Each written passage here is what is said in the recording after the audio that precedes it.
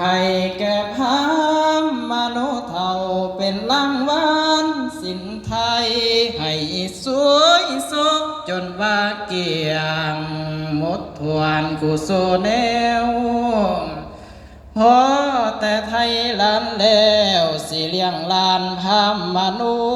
ษย์โฆษณาอาหารโคสุแนวประทานให้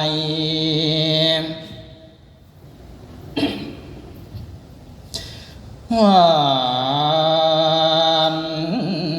ตอนแต่นานอ่านวามพองควรหล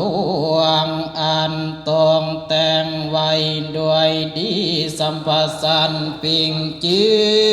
มุกหมอกมีแรงแกงปามต้มปลายำและยำกุ้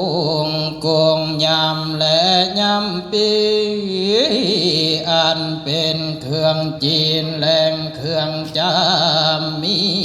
ทั้งน้ำแจ่วใส่สินโต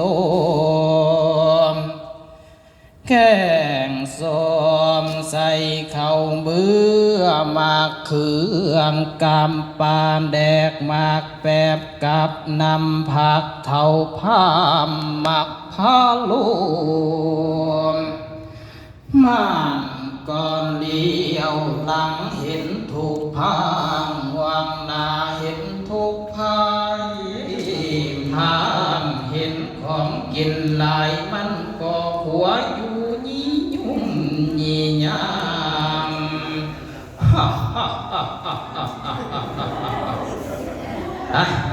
kita pahamความเป็นตาสั่งนะน้องความอยากนำลายเหื่อยเท่าผีเปื่อยสั่งจวบเท่าหีบพวกกินหักตำนิ่นเต็มปากสินปามากเหลือลายเท่าผ้ามักพาโลมันกางเก็บขาหมูใส่ไหลเก็บคางไก่ใส่ลีลังขาหมูมันหามแห้งเขียวปากห้ามเบี้ยวพุงหูขี้มูกย้อยลืมเสร็จขี้ตาทอเก็บเต้าเป็นขี้แห่ปานน้ำเนาหีตายต่อแต่นานมันก็บายเอามากว่ามากินหมด3 ขันกินมากระทันหมดพร้อมมากขามป้อมหมด3 กระเสืองมอนทอนแต่นานมันกองกินมากข้าวหมด7 แสงกินแกงหมด7 หม้อละ4 หูหางก็ถูเอาเครื่องข้าวมาใส่ก็หมดมันก็ย่อเครื่องหวานมาสดก็ทวนแล้วมันกินน้ำดวนปากแล้วหายใจมือขวาสักเอาหมากมาเขี่ยวมือซ้ายเหนียวเอาเมียงมาอุ้มแล้วแหลมมันก็เลื่อยขึ้นเหนือบรรทมเท่าทรายแต่นั่นเท่าก่อนใหญ่ท่องไปมาทางใดกำบ่ใดท่องเท่าไข่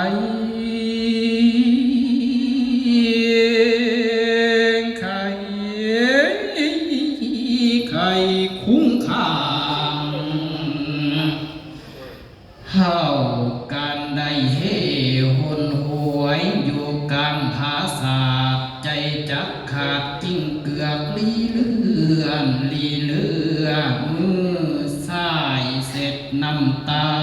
มือขวาลูกท้องน้อยห้องหาย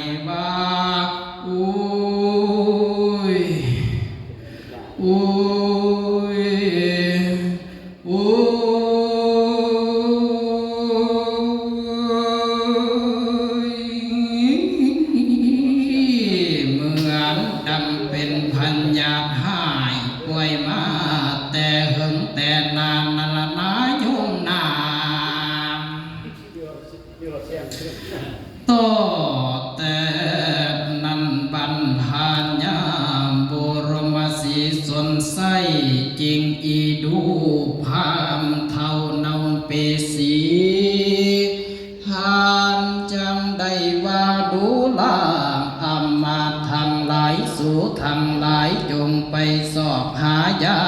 มาหักษาพามเนือง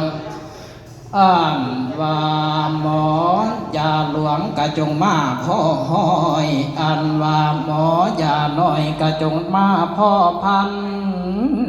ตอนแต่นั้นเขาทั้งหลายจังไปสอบหายาอันใดกะบ่ท่านเขาจึงได้หากไม่หักคาขอมือมาฝนใส่ให้ท้องพามแวท้องพามกะบ่แวเขาจังเอาหากมากแปบมาฝนใส่ให้ท้องพามสุกท้องพามกะบ่สวมเขาจังได้เอายาปันจุมาฝนใส่ให้ท้องพามดีท้องพามกะบ่ดีเขาจังได้หากพังขี้มาแส่ใส่นำให้พามกินพอให้ท้องพามลงท้องพามกะบ่ลงเขาจังได้เอายาผงมาให้พามกินให้ท้องพามหายท้องพามกะบ่หาย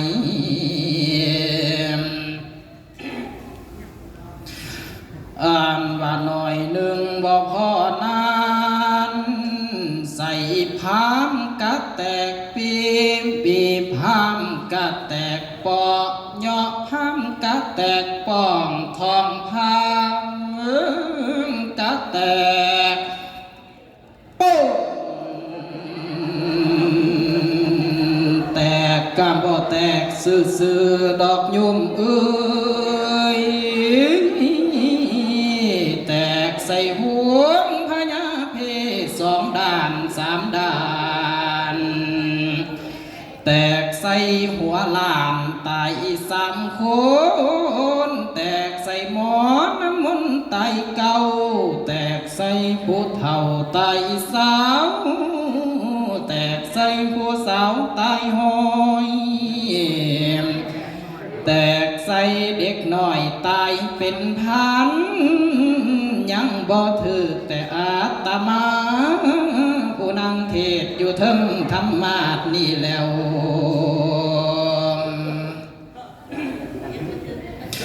ว่าอุโนพามเอ้ยเจ้ามากินหลายเหลือลูนคนลงพุงเก่ากะตาบาดมันไข้ขึ้นแล้วอยากแก้กะบ่มีเจ้าสิไหลเสียทีมหินเหล็กไฟกับธงยามสั่นบ่กาบทั้งซ้ำอีเลิมกบห่างขันห่มเพกาบทั้งขันดูกไม้หอยสังเกาขี้กาบพามมือกาบทั้งถ้วยปากว่าสิไลทิมให้แก้ไขโอ้ยคนทั้งหลายเพิ่นนั่นตายย้อนเจ็บตายย้อนไข่ตายย้อนตุกกกไม้ควายโซนและภาพพาบาดว่าเจ้าอีหลวงพามนี่นาตายย้อนแตกหาได้เศร้าบานเพิ่นซาลืมเจ้ามากิน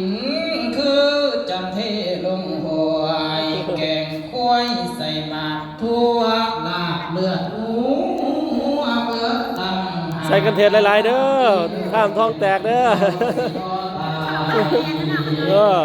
แล้วมาตายขันแม่นมันตำมาพุงเป็นขอพี่อีกอันหนึ่งแล้วมาตายขันแม่นนำต้มพี่ยอดถวยสดอยู่บ่เศร้าหากระเดากับตาก่อยซอยลูกเป็นเส้นหมดตั้งว่าสามกะซ้ำอีเลิศไม่กินเพื่อนค่ายเลยเด้อพี่ออกเลยพาดกองแดงแล้วพวกคุณค่ายมาไหนนะ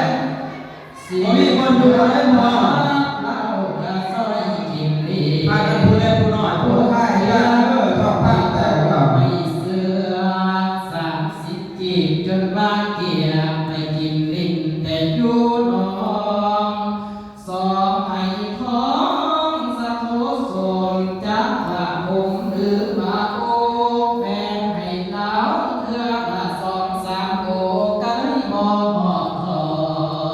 งไปกินได้แต่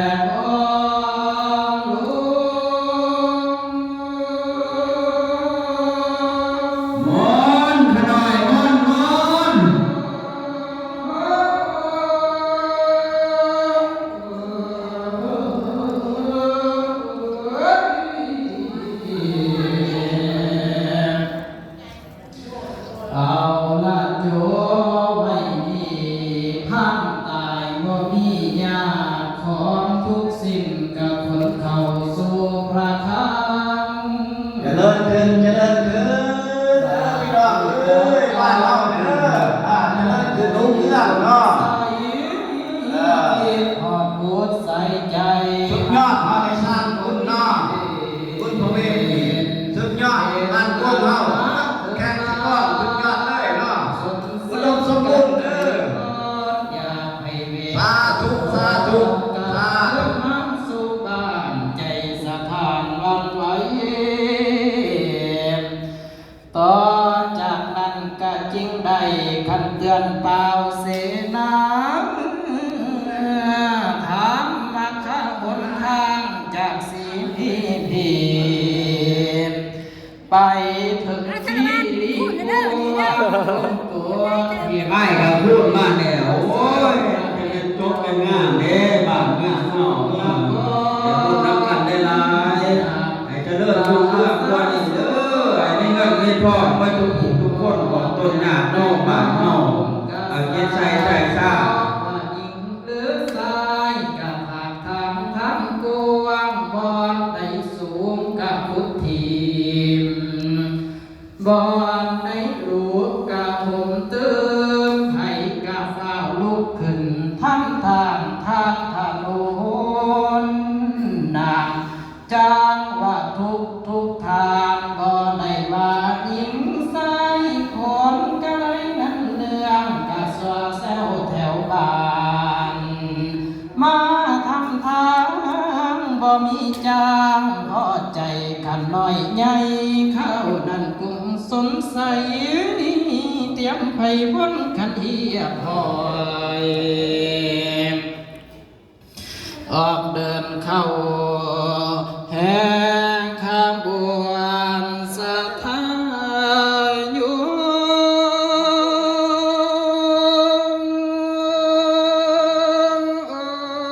มนต์ขะหน่อยมนต์มนต์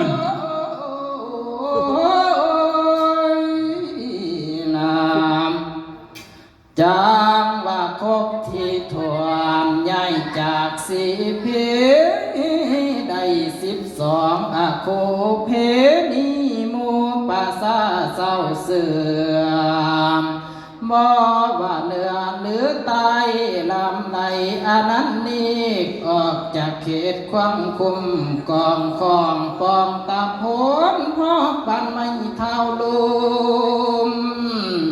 ดินสีลมทลายหากเลาะหนทางมิสาโทแห่งโอวังต่างจากทุ่งยังปิววอ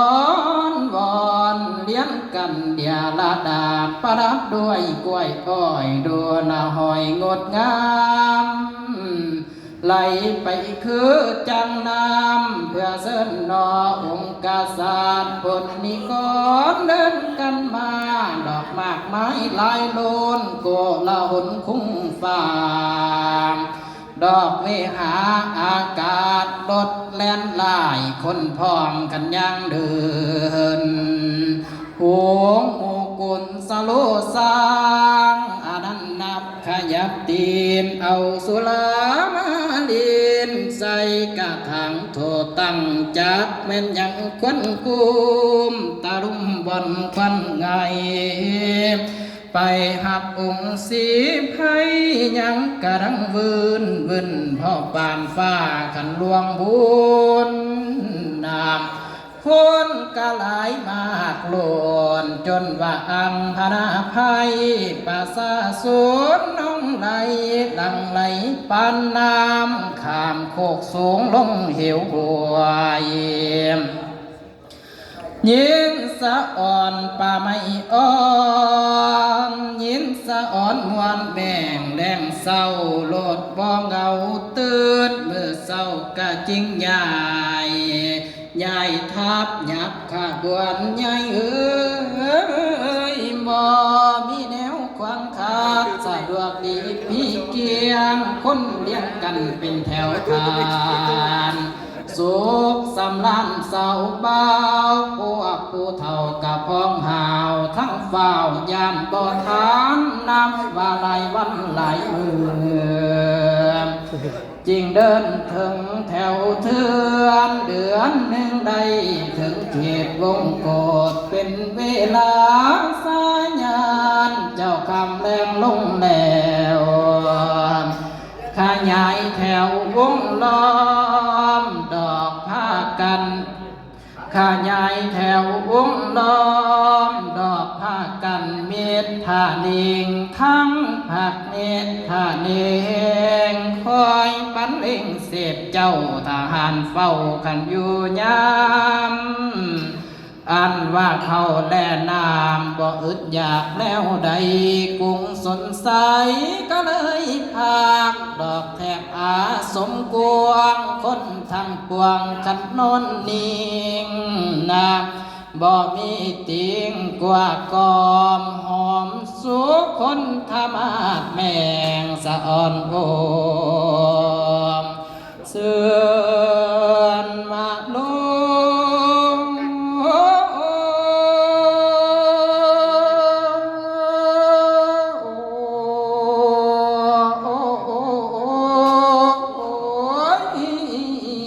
นอนเอาละในตอนนี้จบกันมหาลา69พระคาถาทวนที่ย่อมวนอวยก่อนนะมนต์อาจารย์เพิ่นเทศสอนสิเท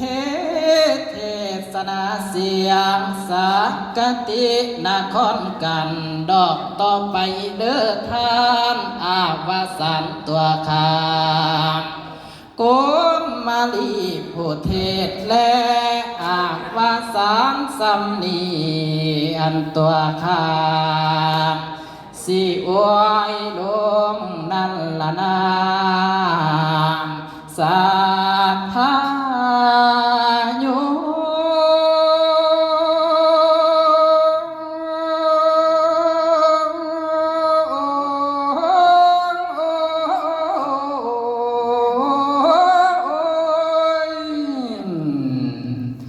นิ